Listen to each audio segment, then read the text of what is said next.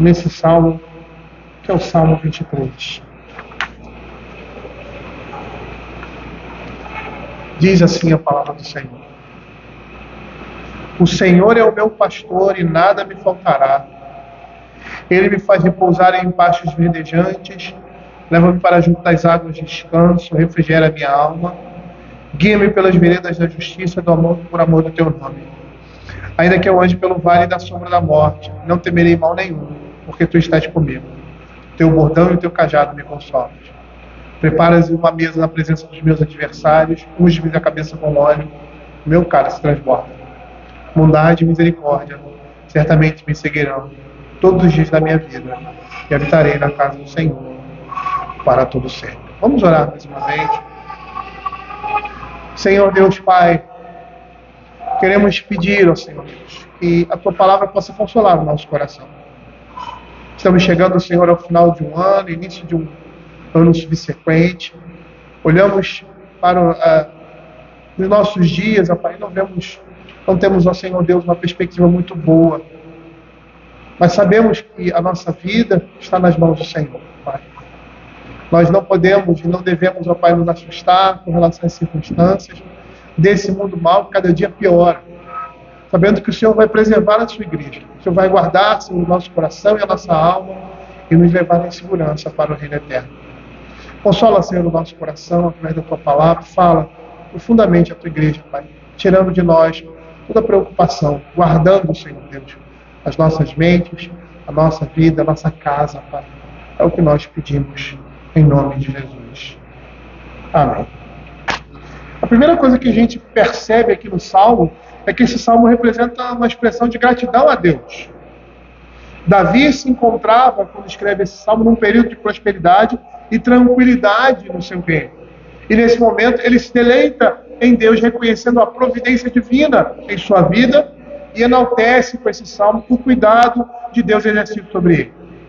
Spurgeon, quando faz um comentário sobre a posição do Salmo 23, na organização do Saltério, ele diz assim: a posição desse Salmo é digna de nota. Segue o Salmo 22, que é peculiarmente o Salmo da cruz. Não há pastos, não há águas tranquilas do outro lado do Salmo 22. Só depois que lemos, meu Deus, por que me desamparastes, é que chegamos a o Senhor é o meu pastor. Precisamos conhecer por experiência o valor do derramamento de sangue e vermos a espada acordada contra o pastor, antes que possamos verdadeiramente conhecer a doçura do cuidado do bom pastor.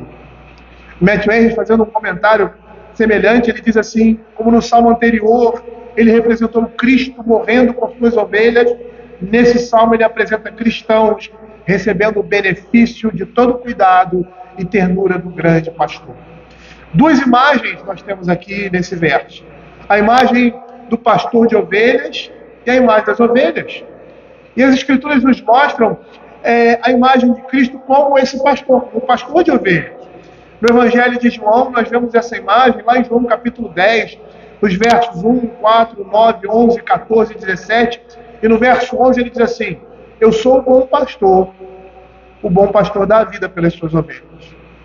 É interessante que a Escritura vai mostrar Cristo, Deus como pastor do seu povo, e nós que somos o seu povo, ovelhas, como diz o Salmo 100, o seu pastoreio.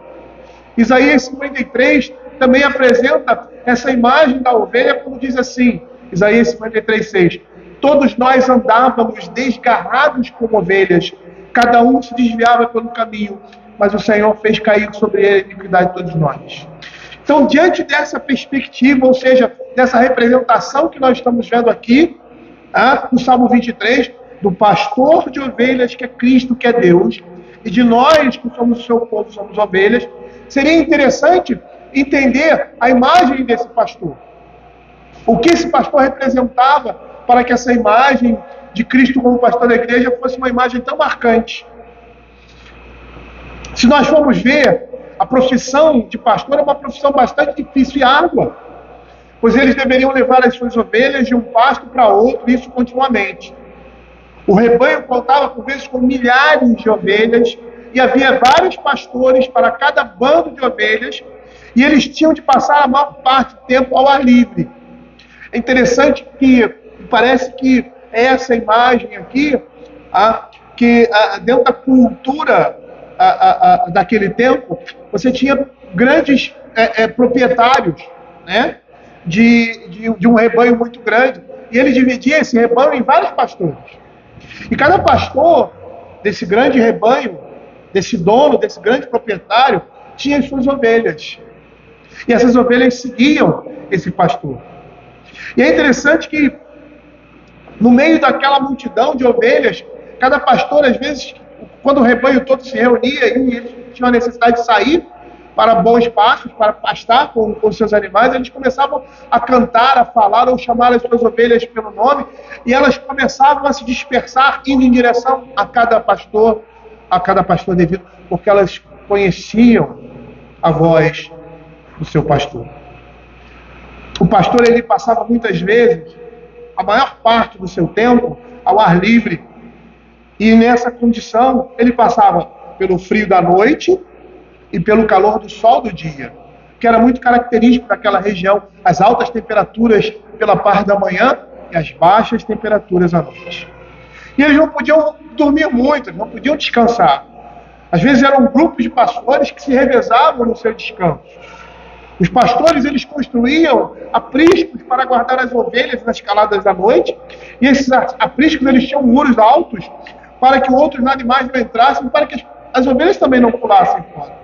E assim eles estariam evitando ladrões de 2 pernas, os homens, ou ladrões de 4 pernas, os animais, como leões, lobos e ursos. Os apriscos, em geral, eles não tinham porta. Quando algum animal queria roubar, alguém queria atacar e levar uma ovelha do rebanho, ele deveria se dirigir à entrada da porta do aprisco, onde o pastor se deitava, sendo a porta das ovelhas. Essa imagem, quando o Senhor Jesus diz lá em João capítulo 10, verso 7, eu sou a porta das ovelhas. Mostrando que nessa cultura, quando se colocava as ovelhas dentro do aprisco, o aprisco geralmente era um lugar arredondado, com muros altos, e não tinha porta, tipo um celeiro de cavalo, né? Que é quadrado, aquilo seria bem grande, redondo. E o pastor ficava deitado ali naquela porta. Tá? E o que acontecia? Quando o animal queria entrar, quando alguém queria roubar, ele primeiro precisaria passar pelo pastor, que estava deitado ou sentado à porta do aprisco. Ao amanhecer, quando caiu o dia, os pastores levavam as suas ovelhas para beberem água. Quando esse grupo era muito grande, né, eles gritavam e assoviavam, e cada ovelha seguia o seu pastor. Elas ouviam a voz do seu pastor, reconheciam a sua voz e seguiam. Como diz João capítulo 10, 27, as minhas ovelhas ouvem a minha voz, eu as conheço e elas me seguem. E nessa relação, o pastor de ovelhas, ele tinha um grande carinho, um grande amor, uma grande proximidade, uma afeição real por aquelas ovelhas, que eram muitas vezes dóceis e carinhosas. E por causa dessa aproximação, o pastor sofria muito com a perda de uma ovelha. E ficava ansioso até procurá-la, procurando até encontrar. E quando a encontrava, levava aos ombros para casa, como nós vemos na parábola da ovelha perdida. O pastor do rebanho, o pastor de ovelhas, ele tinha um cuidado especial com as ovelhas feridas, doentes e prenhes. Como Isaías capítulo 40, versos de 10 e 11 vão nos mostrar, apontando esse cuidado para Deus, quando diz assim: eis que o Senhor Deus virá com poder e o seu braço dominará, eis que o seu galardão está com ele, e diante dele a sua recompensa. Como pastor apacentará o seu rebanho, entre os seus braços recolherá os cordeirinhos, os levará no seio, as que amamentam ele guiará mansamente. As imagens que nós temos na Escritura de Deus e de Cristo com relação ao pastorado das ovelhas, ao pastor de ovelhas, era a imagem daquilo que aqueles homens, da sua profissão, exerciam o seu cuidado em tratar, e cuidar do rebanho. O pastor, ele tinha duas armas: o cajado, que era para espantar e bater em animais e puxar as ovelhas para perto de si, e a vara, que era um porrete com pontas de metal para bater nos animais que vinham querer roubar as ovelhas do rebanho. E nessa característica, o pastor dava vida pelas ovelhas, porque muitas vezes ele tinha que lutar com animais ferozes para protegê-las, como ursos, leões, hienas e lobos, como nós conhecemos a história de Davi. Essa é a imagem do pastor de ovelhas, que a Escritura pega e apresenta como Cristo. E nós, a igreja, nós, o povo de Deus, somos as suas ovelhas. E é interessante porque as ovelhas, elas são dóceis e dependiam de tudo do seu pastor. Elas não tinham senso, não têm senso de direção e nem de perigo. Elas não têm a noção de perigo. Então, facilmente, elas iam para determinados lugares que faziam com que elas estivessem em perigo de vida. Quando esses animais eram atacados, eles não sabiam se defender. Se eles se perdessem, eles não sabiam regressar, como os cães e outros animais. Sem o pastor de ovelhas, as ovelhas estavam em constante perigo. E é nesse contexto que Davi profere esse salmo dizendo assim: o Senhor é o meu pastor e nada me faltará. Nesse verso aqui, nesse primeiro verso, nós temos Davi satisfeito por ter Deus como seu protetor e guia. A expressão que ele manifesta aqui demonstra o seu ponto de vista em relação a Deus. Pastor significa aquele que cuida, alimenta e dirige a sua vida. E nesse verso, o salmista está mostrando contentamento, alegria, deleite e orgulho por ser Deus o seu pastor. A ideia de pastor como aquele que cuida, supre, é reforçada aqui pela expressão nada me faltará. E quando o salmista escreve isso, ele tinha certeza de tudo o que necessitava seria provido por Deus, que era o seu pastor. E Davi demonstrava assim a confiança, uma certeza que nas mãos do Senhor ele estava seguro. Por isso ele dizia: o Senhor é o meu pastor e nada me faltará. Ele reconhece de tudo que precisa para suprir as suas necessidades, ele terá isso da mão do Senhor. E a Escritura nos mostra vários textos que apresentam Deus como aquele que supre as nossas necessidades. O Salmo 127, verso 2 vai dizer assim: inútil vos será levantar de madrugada, repousar à tarde, comer o pão que penosamente granjeaste, aos seus amados ele dá enquanto dormem. Lucas capítulo 12, lá no verso 31 e 32, ele diz assim: buscai antes o seu reino, e estas coisas vos serão acrescentadas. Não temais, ó pequenino rebanho, porque o vosso Pai se agradou em dar-nos o seu reino. Davi, com essa manifestação, com essa expressão, ele faz uma afirmação de fé, na certeza de que será sustentado por Deus, com qualquer coisa que tenha necessidade.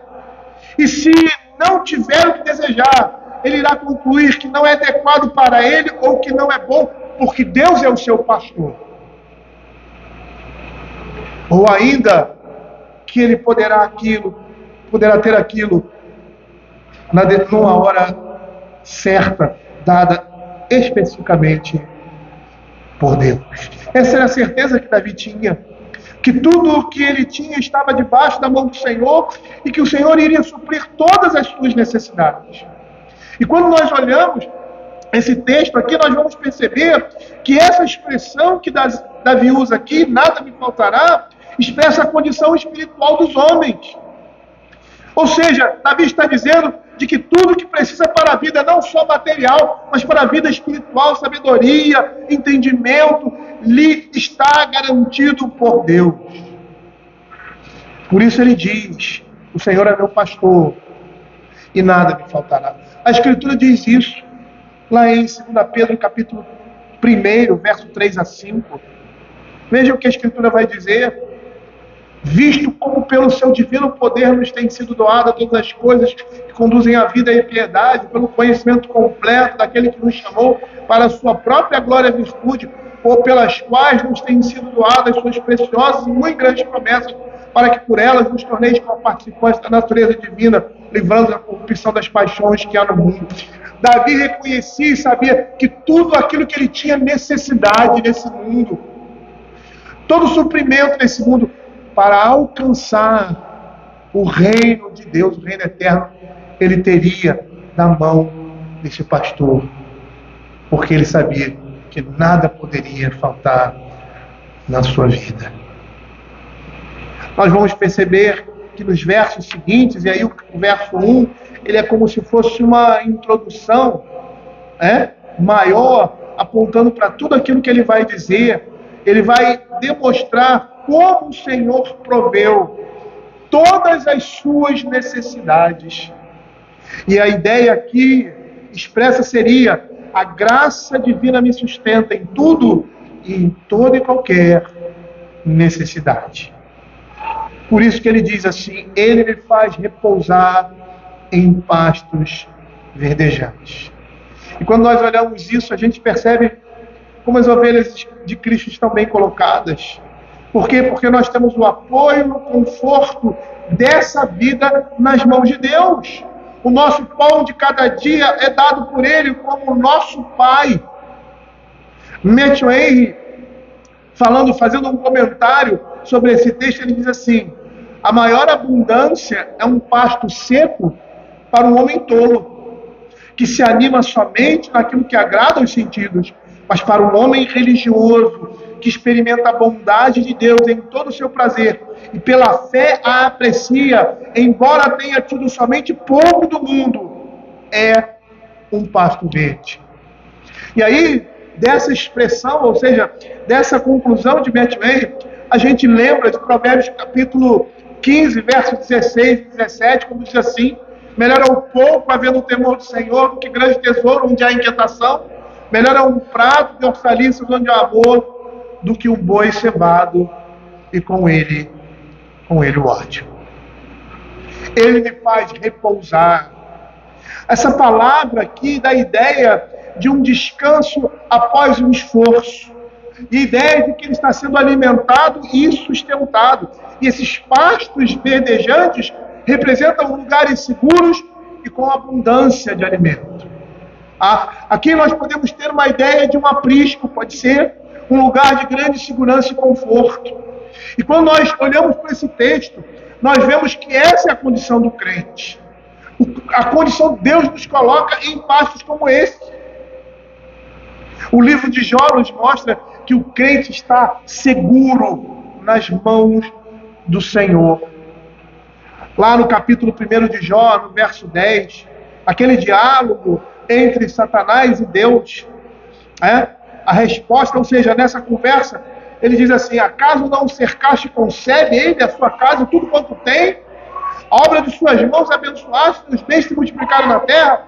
Estende, porém, a mão e toca-lhe em tudo que tem, verás, senão blasfema de ti contra ti na tua face. Satanás reconhece que Jó estava num lugar especial, Jó estava guardado por Deus. E não é só Jó, todos nós que somos ovelhas de Cristo, estamos guardados pelo nosso pastor.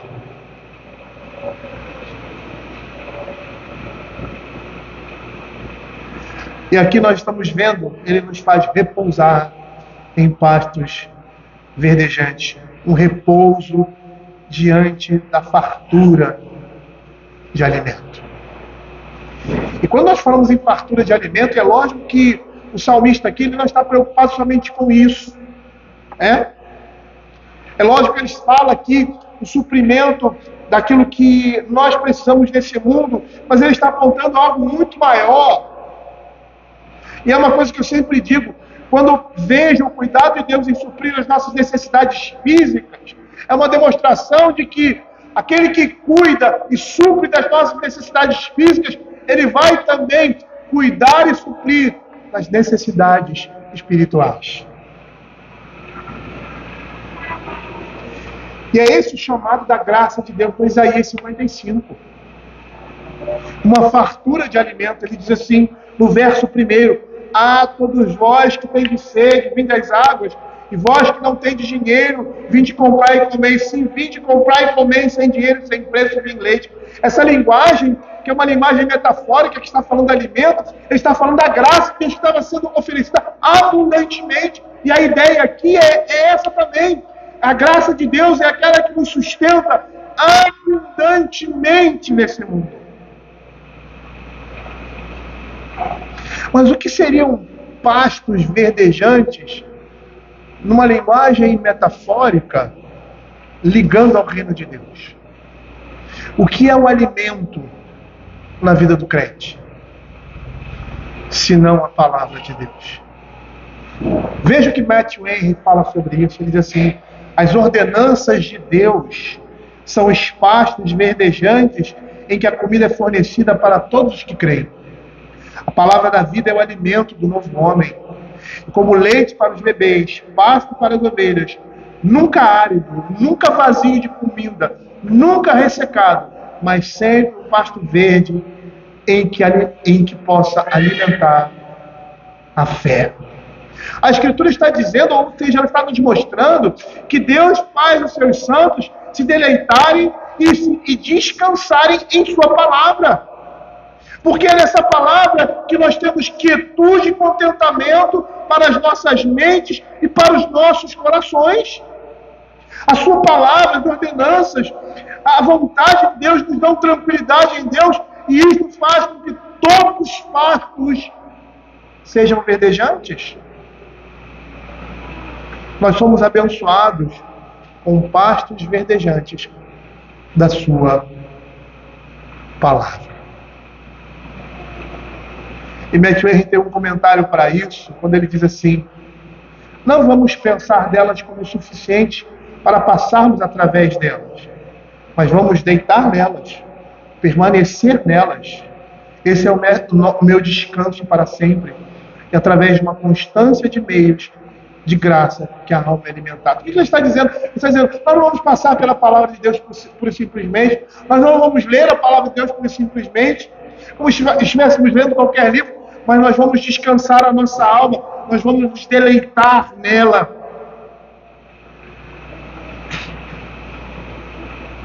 E são esses pastos que vão fazer a nossa alma repousar, descansar em Cristo Jesus. E ele diz assim: leva-me para junto às águas tranquilas. É tão interessante, as ovelhas eram animais tão assim frágeis, que até mesmo no momento em que elas estavam se alimentando, elas tinham o perigo de morrer. Quando ele fala aqui, leva-me para junto às águas de descanso, são águas tranquilas. Por quê? Porque elas poderiam se afogar, as ovelhas poderiam se afogar com a correnteza. Por isso, se fosse uma correnteza muito forte, por isso elas precisavam beber em rios ou riachos tranquilos. E aqui nós vemos um cuidado de Deus para com o seu povo. É interessante porque quando uma ovelha ela baixava para beber a água, se a água estivesse muito forte, aquela água podia molhar a sua lã.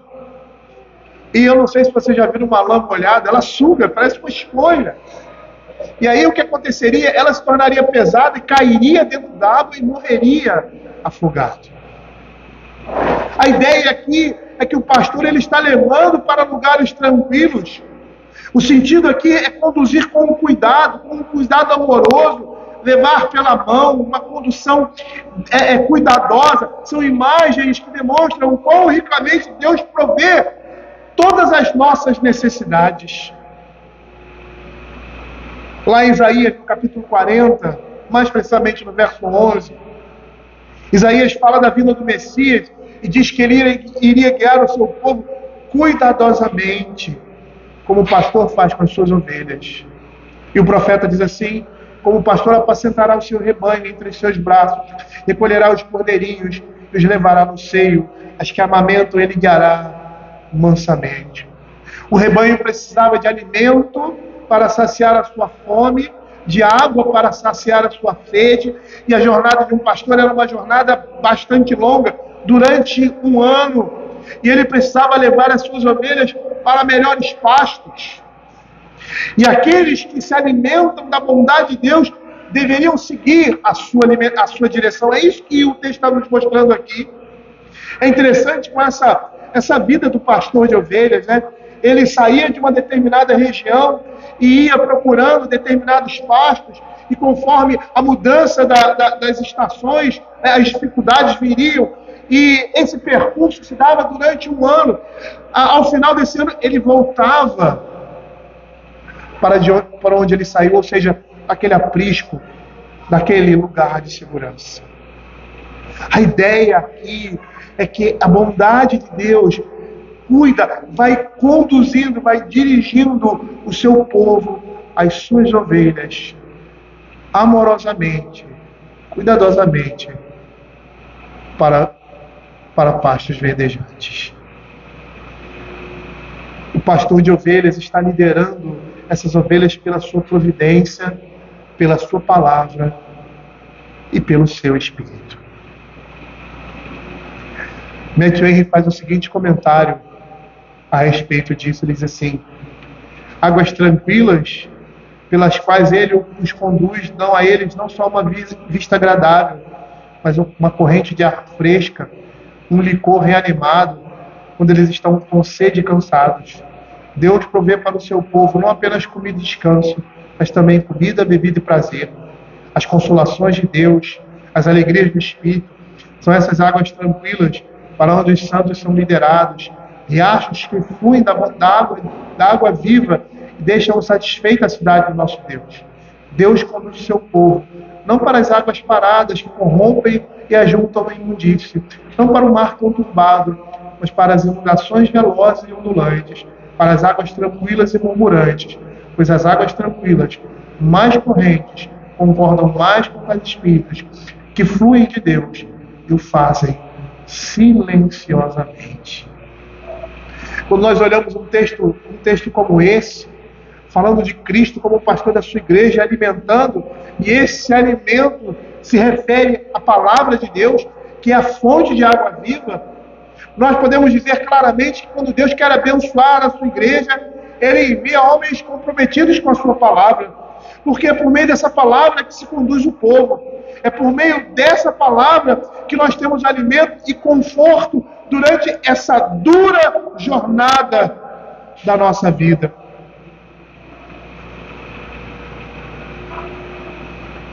E o Senhor sempre proveu isso para o seu povo. Lá em Jeremias capítulo 23, abra aí, versos de 1 a 4. O Senhor diz assim a respeito daqueles que são pastores da sua igreja. Ele diz assim: ai dos pastores que destroem e dispersam as ovelhas do meu pasto, diz o Senhor. Portanto, assim diz o Senhor, o Deus de Israel, os pastores que apacentam o meu povo, vós dispersaste as minhas ovelhas e as afugentastes, e dela não cuidastes. Mas eu cuidarei de vos castigar a maldade dos vossos ações, diz o Senhor. Eu mesmo recolherei o restante das minhas ovelhas de todas as terras, para onde eu estiver afugentado, e as farei voltar aos seus apriscos. Serão fecundas e se multiplicarão. Levantarei sobre elas pastores que lhes apacentam, e elas jamais temerão, nem se espantarão, nenhuma delas faltará, diz o Senhor. E lá em Ezequiel, capítulo 34, verso 23, ele fala desse pastor que é Cristo, quando diz assim: suscitarei para eles um só pastor, e ele as apacentará. O meu servo Davi é que as apacentará. Ele lhes servirá de pastor. Eu, o Senhor, lhes serei por Deus, e o meu servo Davi será príncipe no meio delas. Eu, o Senhor, o disse. E aí no verso 3 ele diz assim: refrigera a minha alma, guia-me pela vereda da justiça, por amor do teu nome. Aqui claramente nós percebemos que esse salmista não tem um foco em coisas materiais apenas, mas naquilo que é eterno. Não se refere somente às necessidades físicas, mas às necessidades da alma do seu povo, que são as consolações do Espírito na vida do crente, a conversão, a restauração, o conforto. O salmista quer dizer que nesta caminhada o Senhor vai restaurar as nossas forças, recobrar nosso vigor e nos dar consolo e alívio. Esses pastos verdejantes servem de alimento para o rebanho. A água mitiga a sede, representa o alimento que dá vida, e esse alimento vem por meio da palavra de Deus. É ela que consola, fortalece e nos anima. É sempre a palavra de Deus que pode refrigerar a nossa alma.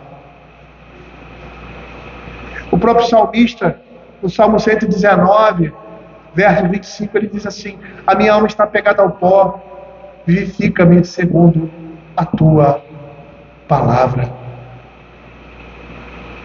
Parece que nesse momento aqui, essa metáfora, ela se desfaz, e ele está apontando claramente para aquilo que realmente supre as nossas vidas e as nossas almas nesse mundo.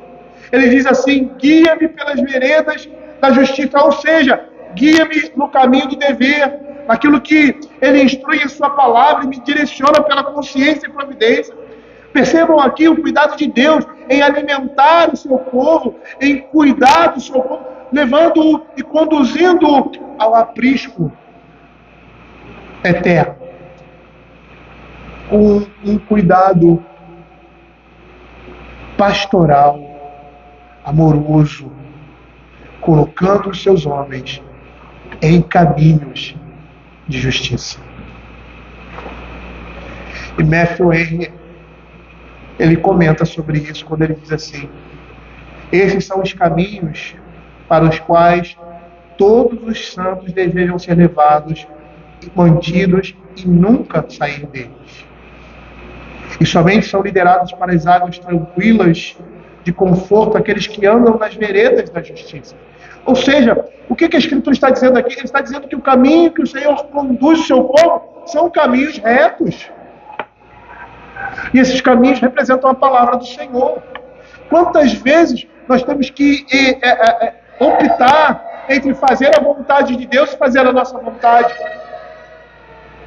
Quantas vezes o nosso coração quer ele mesmo pastorear a si mesmo e desejamos fazer aquilo que é contrário à palavra de Deus? Mas o Senhor coloca diante de nós um caminho santo, um caminho de justiça, um caminho pelo qual devemos andar. E aí, continuando o que Matthew Henry diz, ele diz assim: o caminho do dever é o verdadeiro caminho agradável, e a obra da justiça que é a paz. Nessas veredas, nós não podemos caminhar, a menos que Deus tanto nos conduza para elas, quanto nos conduza nelas. E a ideia aqui é que, como pastor de ovelhas, eu não sei se vocês conhecem ou já viram, ele fica com aquele bando de ovelhas, né? E aí ele fica tangendo as ovelhas, e as ovelhas vêm para cá, e ele, com um cajado, conduz para um lado ou para o outro. Às vezes existem aqueles cães pastores que acompanham o pastor, né? E começam a latir, porque as ovelhas, elas gostam de se desviar, porque elas não têm senso de direção. Nós somos assim. Se o Senhor não estiver nos conduzindo segundo a sua palavra, mostrando o caminho, conduzindo e contornando com a sua vara, nós iremos para todos os outros lugares de perigos, como diz lá Isaías 53, cada um andava pelo caminho, ou seja, numa direção diferente. Mas a direção que nós temos aqui é a direção da palavra de Deus. E aqui nós temos uma referência implícita à direção do Espírito Santo na vida do crente. Guia-me pelas veredas da justiça. Porque é o Espírito Santo de Deus que nos conduz por meio desses caminhos. Lá em João capítulo 16, verso 13, o Senhor Jesus diz assim: quando vier, porém, o Espírito da verdade, ele nos guiará toda a verdade, porque não falará de si mesmo, mas dirá tudo o que tiver ouvido, e vos anunciará as coisas que hão de vir.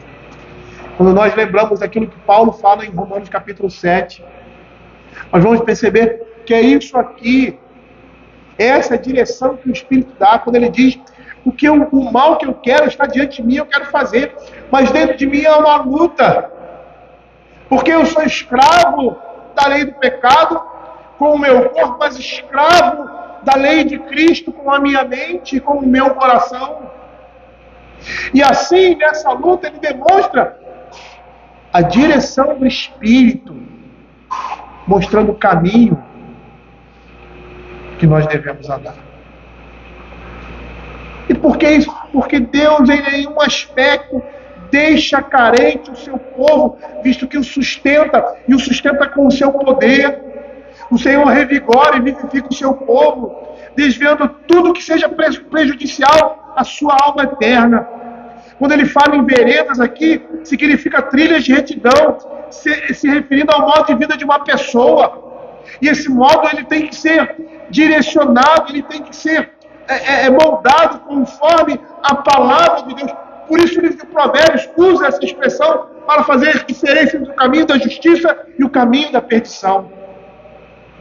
E essas veredas representam a vontade de Deus, seu padrão expresso na sua palavra. É essa a nossa direção, é esse o nosso caminho. Não é à toa que Provérbios capítulo 2, verso 8 e 9, ele vai falar sobre isso. Ele diz assim: guarda as veredas do juízo, conserva o caminho dos seus santos. Então entenderás a justiça, a juízo e a equidade, todas as boas veredas, porquanto a sabedoria entrará no teu coração. Muitas vezes nós estamos meio assim, a expressão me fugiu, mas meio assim aéreo, o que nós devemos fazer, às vezes por determinadas tentações ou situações que nos colocam em uma situação difícil, mas é simples. Por mais que tenha um aspecto difícil do lado da opressão, da luta, é simples. A palavra de Deus é o nosso norte. O que ela está nos dizendo? Ela está nos dizendo isso. Então é nesse caminho que eu vou andar. E é o Espírito de Deus que vai nos dar força para andarmos no caminho do Senhor. Mas veja o que ele diz aqui: refrigera minha alma, guia-me pela vereda da justiça, por amor do seu nome. O motivo para que o Senhor guie nossos caminhos, nos seus caminhos, se dá por causa da aliança que ele fez conosco, uma aliança de amor, uma aliança de um homem para com a sua esposa. Veja o que Salmo 89, verso 30 a 34 vai dizer. Ele diz assim: se os seus filhos desprezarem a minha lei e não andarem nos meus juízos, se violarem os meus preceitos e não guardarem os meus mandamentos, então punirei com vara as suas transgressões e com açoite as suas iniquidades, mas jamais retirarei dele a minha bondade, nem desmentirei a minha fidelidade, não violarei a minha aliança, nem modificarei o que os meus lábios proferiram. Por que isso? Por causa do seu amor, da aliança que ele fez conosco.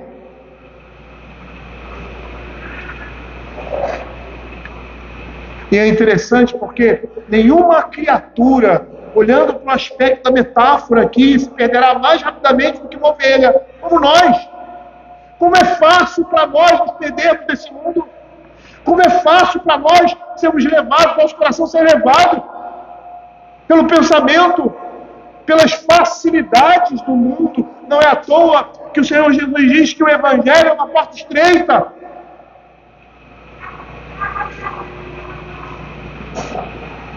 E como a ovelha é um animal tão apto para extraviar e inapto para encontrar o caminho de volta, nós, os melhores crentes, são sensíveis a se desviarem como ovelhas perdidas. O próprio salmista, lá no Salmo 119, verso 176, ele vai dizer assim: ando errante como ovelha desgarrada. Nos dá procura o teu servo, pois não me esqueço dos teus mandamentos. Quando o Senhor nos mostra os nossos erros, Ele nos dá, juntamente com isso, o arrependimento e nos traz de volta para o nosso dever. Ele restaura a nossa alma. Porque se ele não fizesse isso, nós ficaríamos perambulando sem fim e estaríamos perdidos. Por isso que o escritor de Hebreus, quando diz assim, nós não somos daqueles que retrocedem, nós somos daqueles que avançamos, porque mesmo quando caímos, o Senhor nos levanta e continuamos a nossa caminhada. Aqueles que ficam para trás, é porque nunca foram do Senhor. Lembrem da parábola da semente? As fascinações do mundo, as riquezas, as dificuldades, as provações, trazem escândalo e fazem com que esses abandonem o caminho da vida. Matthew Henry, ele faz um comentário interessante quando ele diz assim, quando depois de um pecado, o coração de Davi o golpeou, e depois de outro, Natã foi enviado para lhe dizer, tu és homem. Deus restaurou a sua alma. Ainda que Deus possa fazer o seu povo sofrer por entrarem no pecado, Ele não fará sofrer por continuarem nele. Ele nos recupera quando estamos doentes e nos reanima quando estamos fracos. E então restaura a alma que estava pronta para partir. E isso Ele faz unicamente por amor ao seu próprio nome, à sua própria fidelidade.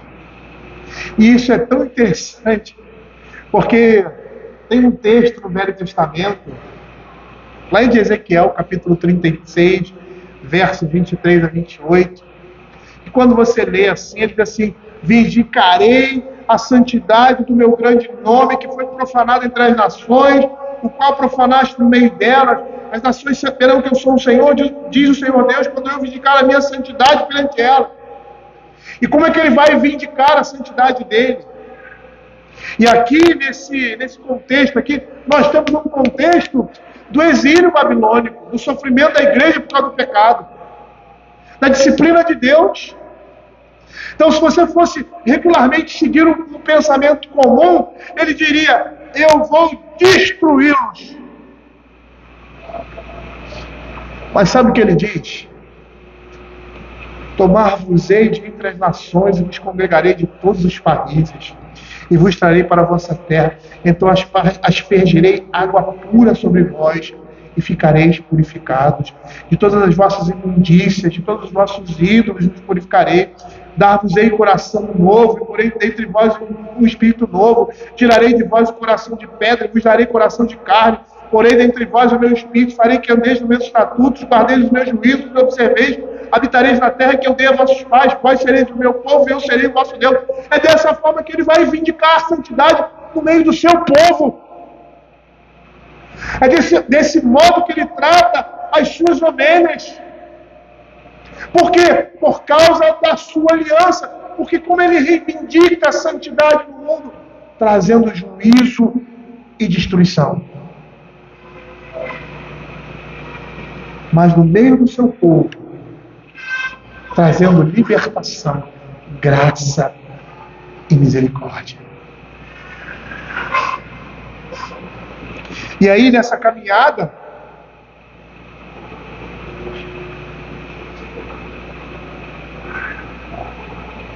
os vales e os caminhos difíceis aparecem. Diz assim, ainda que eu ande pelo vale da sombra da morte, não temerei mal nenhum, porque tu estás comigo. O teu bordão e o teu cajado me consolam. E quando nós olhamos esse verso aqui, embora o texto mostre que estamos habitando nesse mundo sob a segurança da proteção divina, ao mesmo tempo, a Escritura vai nos mostrar que estamos expostos a muitos perigos desse mundo. O apóstolo Paulo, lá em Romanos, capítulo 8, verso 35 a 39, ele vai dizer que somos entregues à morte o dia todo por amor de ti. Ele diz assim, quem nos separará do amor de Cristo será tribulação, ou angústia, ou perseguição, ou fome, ou nudez, ou perigo, ou espada? Vale da sombra da morte, como está escrito, por amor de ti somos entregues à morte o dia todo, fomos considerados como ovelhas para o matadouro. Em todas essas coisas, porém, somos mais que vencedores por meio daqueles que nos amou, porque eu estou bem certo que nem a morte, nem a vida, nem os anjos, nem os principados, nem as coisas do presente, nem do porvir, nem poderes, nem altura, nem profundidade, nem qualquer outra criatura poderá separar-nos do amor de Deus que está em Cristo Jesus, nosso Senhor.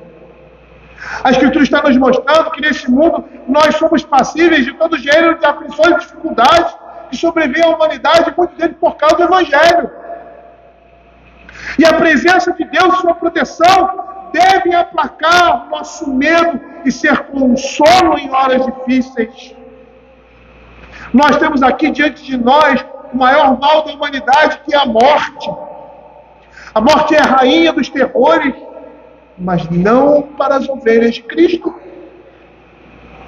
Por quê? Porque a morte não pode nos separar do amor de Deus. Ela não pode fazer nenhum dano real. Ela mata temporariamente o corpo, mas não pode nos tocar na alma.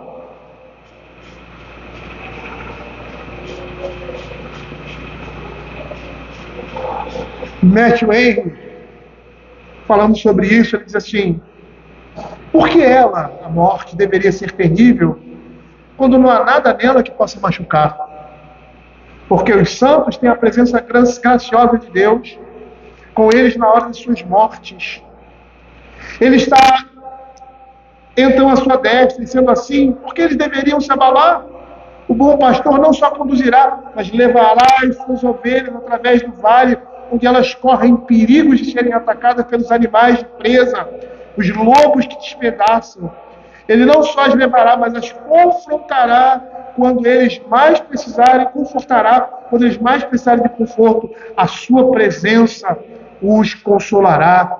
Não temerei mal algum, porque tu estás comigo. E é muito interessante nós lembrarmos como muitos crentes, na hora da sua morte, estão tranquilos pela certeza que tem em Cristo Jesus. A Escritura está nos mostrando que haverá tempos difíceis na vida do crente, nesta caminhada, mas que nós não precisamos nos desesperar, porque mal nenhum nos alcançará. Que mal será esse? Será que nós não iremos morrer ou sofrer nesse mundo por causa do Evangelho? Não, não é isso. Pelo contrário, o próprio apóstolo Paulo, quando escreve Romanos capítulo 8, ele fala das dificuldades e problemas que ele venceu na sua própria vida. Veja o que Apocalipse capítulo 2, versos 10 e 13 vai dizer. A igreja ali sendo perseguida, né? Não temos as coisas que tem de sofrer. Eis que o diabo está para lançar em prisão alguns dentre vós, para ser disposto à prova, e tereis tribulação de 10 dias. Ser fiel até a morte, e dar-te-ei a coroa da vida. Quando a palavra de Deus fala que nós não devemos temer mal nenhum, ele está falando de coisas que nós devemos sofrer por causa do Evangelho, a morte ou determinadas tribulações? Não. Veja que o verso 13 vai dizer: conheço o lugar em que habitas, onde está o trono de Satanás, e conservas meu nome, e não negaste a minha fé. Ainda no dia de Antipas, minha testemunha, meu fiel, o qual foi morto entre vós, onde Satanás habita. Nesse mesmo capítulo, lá no verso 11, ele diz assim: quem tem ouvidos, ouça o que o Espírito diz às igrejas.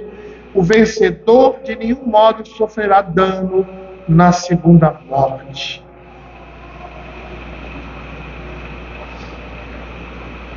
Que mal é esse que nós não vamos passar? O Senhor Jesus disse: não tereis aflições, tem de bom ânimo, eu venci o mundo. O que fazem comigo, ou seja, em lenho verde, farão pior em lenho seco, ou seja, com vocês. Mas que mal é esse? Que dano é esse que nós não vamos sofrer? O mal, o dano, é sermos perdidos eternamente, caindo das mãos do nosso Deus. Isso não irá acontecer. Aqueles que são de Cristo, as suas ovelhas, jamais se perdem. Elas passam por provações, mas permanecem fiel até a morte.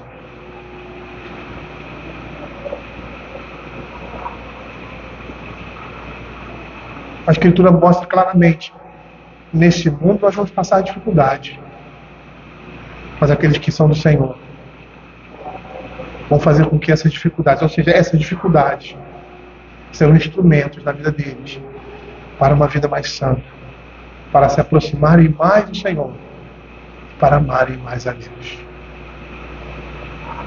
Não existe dificuldade ou problema nesse mundo que afaste o homem de Deus. Paulo diz isso. Será angústia, aflição? Não.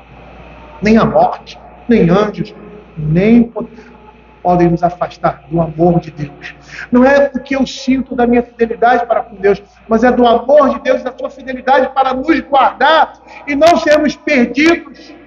Não sermos como aquelas sementes ali na parábola do semeador que crescem, mas não dão fruto e morrem, mas aquelas que permanecem porque o Senhor é aquele que está conosco. A sua vara e o seu cajado vão nos consolar e vão nos sustentar em momentos como esse. E essa é a razão. Deus está conosco. E quando o Senhor está conosco, nós não devemos temer.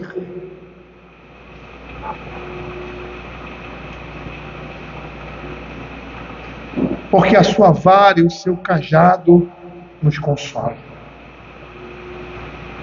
Esses elementos do pastor de ovelhas representam o cuidado de Deus assumindo o governo dos verdadeiros crentes.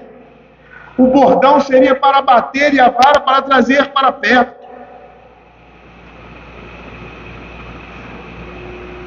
Certa vez, um colega de ministério pregando sobre José do Egito, ele diz assim: nós vamos perceber que os postos e prisões em nossas vidas são para nos preservar do mal, para que não morramos e sim vivamos.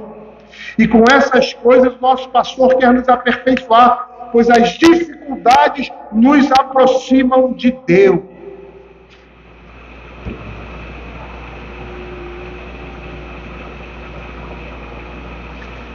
Quando estamos sofrendo nesse mundo, nos sentindo debilitados, para onde nós corremos? Nós corremos para os nossos desejos, para saciá-los? Ou corremos para Deus, para nos libertar completamente deles?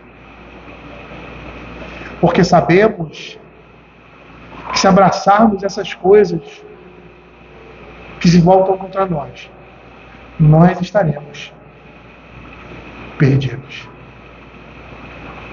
O salmista, lá no Salmo 119, 71, ele diz assim: foi-me bom terem passado pela aflição, para que aprendesse os teus decretos. Eu não sei que aflição foi essa. Se você olha para a vida de Davi, é a aflição do início ao fim. Até mesmo quando ele está no seu reinado, ele está numa situação privilegiada, ele passa por esses sofrimentos, e você vê ali em Davi um homem de dores, um tipo de Cristo, porque ele sofre por causa dos seus pecados.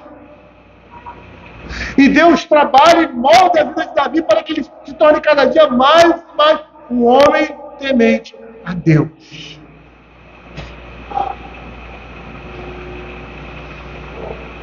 E é por isso que ele diz que a aflição o aproximou do Senhor.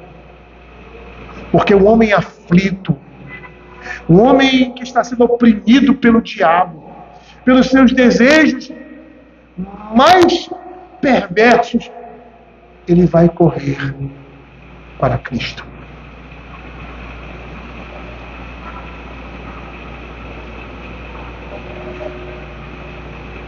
No livro de Jó, Jó reconhece que tudo que passou foi para que ele se aproximasse mais do Senhor e seu mestre. A vida de Jó, o seu momento de aflição foi algo terrível.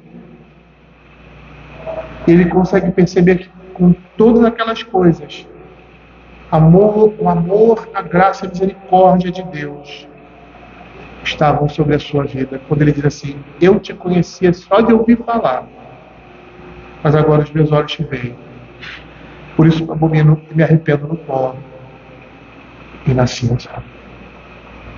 Quando nós somos conduzidos por Deus a lugares, situações da sombra da morte, como este, é porque precisamos aprender mais do amor de Deus e conhecer a nós mesmos. Foi isso que aconteceu com o povo no deserto. Lá em Romanos, e essa foi a explicação que Deus deu ao seu povo. Lá em Romanos capítulo 8, verso 2, 5 e 16, ele diz assim: recordar-te-ás de todo o caminho pelo qual o Senhor teu Deus te guiou no deserto esses 40 anos, para te humilhar, para te provar, para saber o que estava no teu coração, se guardaria ou não os seus mandamentos. Sabe, pois, no teu coração, como o homem disciplina seu filho, assim disciplina o Senhor teu Deus. Que no deserto te sustentou com uma maná que teus pais não conheciam, para te humilhar e para te provar, e afinal te fazer bem. Quando somos conduzidos para caminhos como esse, nós precisamos entender que Deus está conosco e que Ele quer trabalhar profundamente o nosso coração e o nosso pecado. Até mesmo diante da morte iminente, não devemos temer, pois a palavra de Deus e o seu Espírito irão nos confortar. Matthew Henry diz algo bastante confortador em seu comentário a respeito disso. Ele diz assim: a sua vara e o seu cajado fazem alusão ao cajado do pastor ou à vara sobre a qual as ovelhas passam quando elas são contadas. Ou ao cajado com que os pastores espantam os cachorros que poderiam dispersar ou preocupar as ovelhas. É um conforto para os santos quando eles chegam perto da morte, que Deus toma conhecimento deles. Ele conhece os que são seus. O fato de que ele irá repreender o inimigo, que ele os guiará com seu cajado e os sustentará com a sua vara. O Evangelho é chamado de o centro da fortaleza do Senhor, e é o suficiente nisso para confortar os santos quando eles chegarem perto da morte, e embaixo deles estão os braços eternos. É interessante porque nesses momentos, às vezes, nós não conseguimos perceber a presença de Deus. Em momentos como momentos da sombra da morte, de grande tribulação, de grande provação, mas nós não vivemos por aquilo que sentimos, nós vivemos por fé. É nesse momento que nós devemos lembrar da palavra do Senhor. O Senhor está comigo. A sua vara e o seu cajado me consolam. E aí no verso 5 ele diz assim: prepara-se uma mesa na presença dos meus adversários, unge-me a cabeça com óleo, e o meu cálice transborda. Davi aqui está demonstrando a liberalidade divina, que supre tudo que é necessário para a manutenção da sua vida. Deus providencia para todos nós as coisas pertinentes, tanto quanto à vida, quanto à santidade. Todas as coisas requeridas, tanto para o corpo como para a alma, para o tempo atual, bem como para a eternidade. Percebam que nessa linguagem aqui, suprimento de óleo e transbordar do cálice, denota que ele recebeu muito acima das suas necessidades. E aí a gente vê como Deus é um benfeitor generoso para o seu povo. E isso ele dá abundantemente e prontamente, sendo providenciado pela sua própria mão. Quem de nós aqui não pode dizer a mesma coisa que Davi, que o Senhor tem nos dado muito mais daquilo que merecemos, muito mais daquilo que temos necessidade. Ele faz isso de forma carinhosa, abundante. Lá o Salmo 127, 2, 128, 2, vai dizer assim: do trabalho que tuas mãos comerás, feliz serás e tudo te irá bem. O Salmo 127, 2, verso B, a segunda parte do verso: aos seus amados Ele dá enquanto dorme. Mostra que mesmo quando estamos descansando, o Senhor nos sustenta.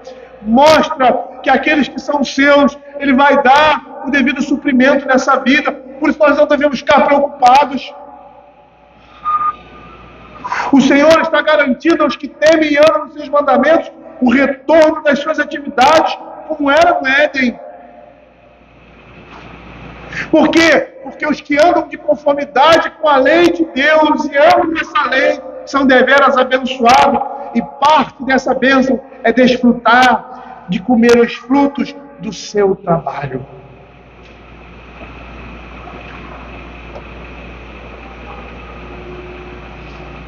Matthew Henry comenta o seguinte, ele diz assim: não só nobres, mas tenros, são como os filhos de Deus são vistos. A provisão abundante é feita para os seus corpos, para as suas almas, para a vida que agora está acontecendo e para aquela que está por vir. Se a providência não nos concede plenamente assim para a nossa vida natural, a culpa é nossa.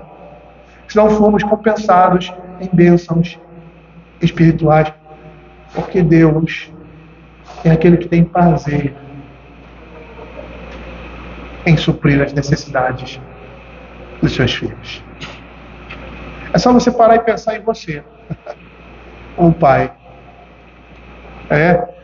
Qual foi o pai que já não teve esse sentimento? De ter prazer em poder oferecer e dar aos seus filhos aquilo que é do bom e do melhor, suprindo todas as suas necessidades, por menores que sejam. Assim Deus é conosco. E o verso 6, terminando esse salmo, é uma consequência. É como se, parafraseando esse texto, é como se alguém chegasse para você e dissesse: você está vendo tudo o que Ele está fazendo na sua vida até esse momento? Se Ele está fazendo isso tudo, certamente você vai habitar na casa do Senhor. E é interessante porque a imagem aqui, e essa é a maneira como esse salmo é construído, tem essa ideia do que acontecia naquele tempo com os pastores. Eu não sei se vocês já viram na televisão, já tiveram oportunidade de ver, e antigamente acontecia muito isso. Hoje existem grandes fazendas, mas determinados grupos de homens, de pastores ou de boadeiros, pegavam o seu rebanho e saíram tangendo. Para quê? Para que eles fossem pastar e fossem se alimentar. E aí, quando aquele determinado lugar ali não provia mais aquele alimento, ele saía para procurar outro. E assim eles faziam durante o ano. E a ideia aqui é desses pastores que saem de um determinado lugar, e ao final dessa jornada eles voltam para um lugar seguro, que é a sua casa. É isso que o verso 6 vai nos dizer: bondade e misericórdia certamente me seguirão todos os dias da minha vida, e habitarei na casa do Senhor para todo sempre. Davi conclui e afirma que a bondade de Deus e a sua misericórdia vão ao encontro. A ideia de seguir aqui é o intensivo de um verbo no hebraico da ideia de perseguição. A ideia aqui é que a bondade e a misericórdia de Deus estão nos perseguindo, estão atrás de nós constantemente. E essa bondade, essa misericórdia é tal, demonstrada em nossa vida, que vai nos conduzir certamente para o céu.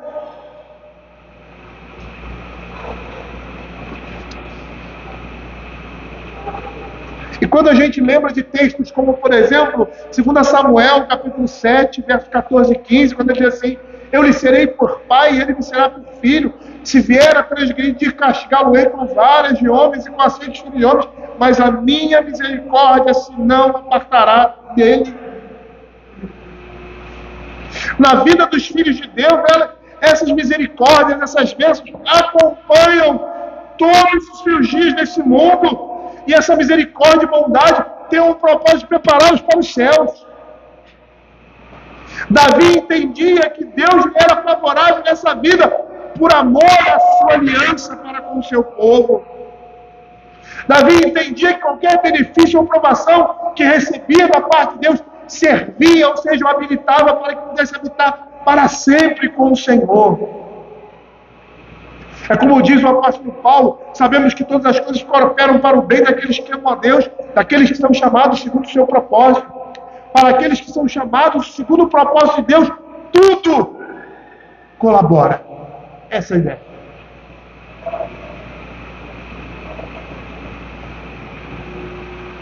E aí, voltando para a imagem do pastor, como eu falei anteriormente, anualmente o pastor fazia uma caminhada com as suas ovelhas, procurando boas pastagens, e ao final dessa caminhada ele retornava para a segurança de um grande aprisco, onde todas as ovelhas do grande pastor, aquele grande proprietário, dono de todas as ovelhas, guardava-as em total segurança.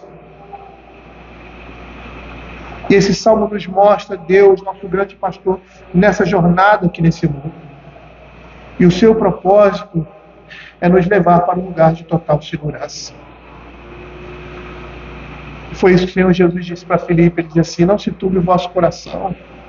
Credes em Deus, crede também em mim. Na casa de meu pai muitas moradas. Se assim não for, eu vou-lo teria dito, pois vou preparar-vos lugar. E quando eu for e vos preparar lugar, voltarei e vos receberei para mim mesmo, para que onde eu estou, estejais vós também. Sabe qual é a ideia aqui? A ideia aqui é que nós não poderíamos habitar no céu sem a presença de Cristo. Quando ele diz que vai preparar lugar, e quando você olha lá, Apocalipse capítulo 12, quando ele entra nos céus, o Salmo 110 vai dizer isso. Abram-se as portas, os portais internos, para que entre o Rei da entre da glória a Cristo. E quando ele entra nesses portais eternos, agora como um Cristo vencedor, um Cristo glorificado, ele prepara, ou seja, ele torna possível a nossa morada e a nossa habitação nessa cidade celestial. Por isso que Satanás não encontra mais domicílio no céu. E Apocalipse capítulo 2 diz que ele desce à terra, porque o seu tempo está próximo. Esse salmo está dizendo que a sua bondade e a misericórdia de Deus vai nos seguir por todos os lugares e sob todas as condições, e elas estarão sempre prontas para nós. Elas nos seguirão todos os dias da nossa vida, até o último deles. Por quê? Porque quem Deus ama, Ele ama até o fim. E Ele diz isso para os seus discípulos na oração sacerdotal. Quando Ele fala isso para o Senhor: eu os amei e amei até o fim.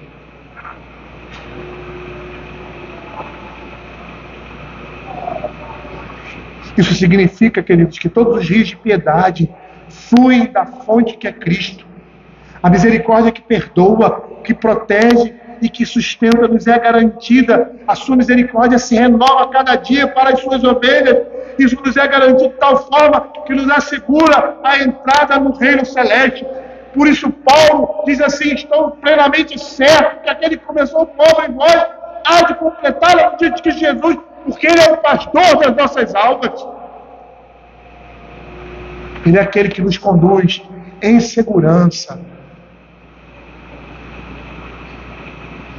para a nossa casa, para o nosso verdadeiro lar, para a presença eterna do nosso Pai. Vamos orar.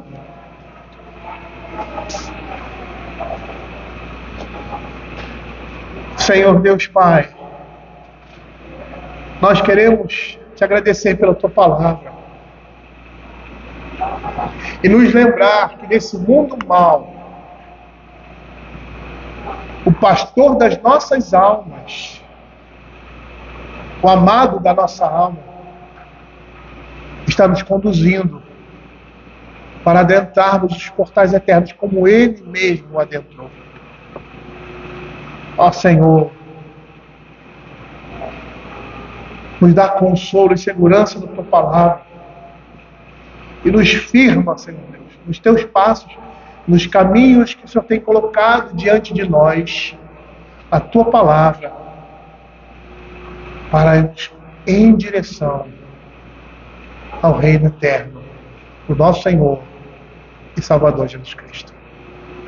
Ó Deus, consola o nosso coração, conforta-nos, ó Pai, por meio da tua palavra nesse mundo mau, e nos faz, ó Senhor, ver aquilo que homem nenhum pode ver, a alegria, o regozijo e a satisfação de ter a nossa vida em Cristo Jesus. É o que nós pedimos. Amém.